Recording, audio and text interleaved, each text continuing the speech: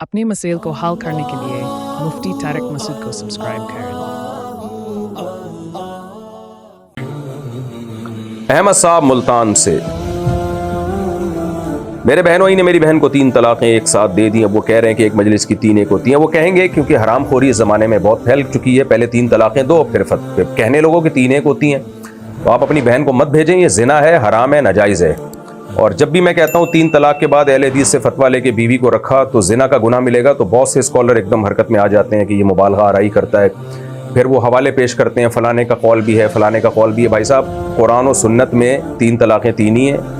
میرے سورہ بقرہ میں جو میں نے جو تفسیروں کے لیکچر ریکارڈ کروائے ہیں ان میں لیکچر نمبر 100 یہاں سے سورہ بقرہ کی آیات الطلاق مرتان، یہاں سے طلاق کے حکام شروع ہو رہے ہیں، جو میں نے اس میں پورے ریفرنسز کے ساتھ اور اہل حدیث کے تمام دلائل کے ساتھ پورا ایک درس ریکارڈ کروایا ہے۔ وہ لیکچر آپ سن لیں، اس میں ایک ایک اشکال کا ان کے 2 اور 2 4 کی طرح جواب دیا، اور صحابہ کرام کے فتاویٰ پیش کیے ہیں کہ صحابہ اور تابعین میں اس مسئلے میں اجماع ہے کہ 3 طلاقیں 3 ہی ہوتی ہیں۔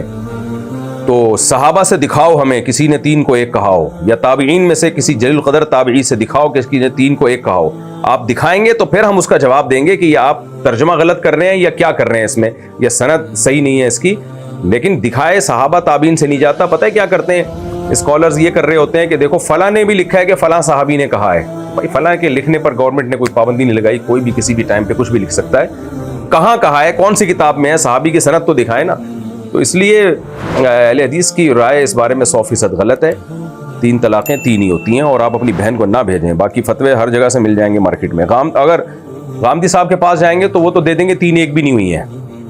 وہ کہیں گے یونین کونسل والے جب تک طلاق کو ویلڈ قرار نہیں دیں گے تو اس وقت تک طلاق ہوتی نہیں ہے۔ وہ کہتے ہیں یہ کام گورنمنٹ کا ہے، شہباز شریف صاحب فیصلہ کریں گے کہ آپ کی بیوی کو طلاق ہوئی یا نہیں ہوئی، سپریم کورٹ کا جج فیصلہ کرے گا۔ انہوں نے تو بالکل ہی سارے طلاق کے مسائل کی دھجیاں ہی اڑا دی ہیں پروفیسر غامدی صاحب نے۔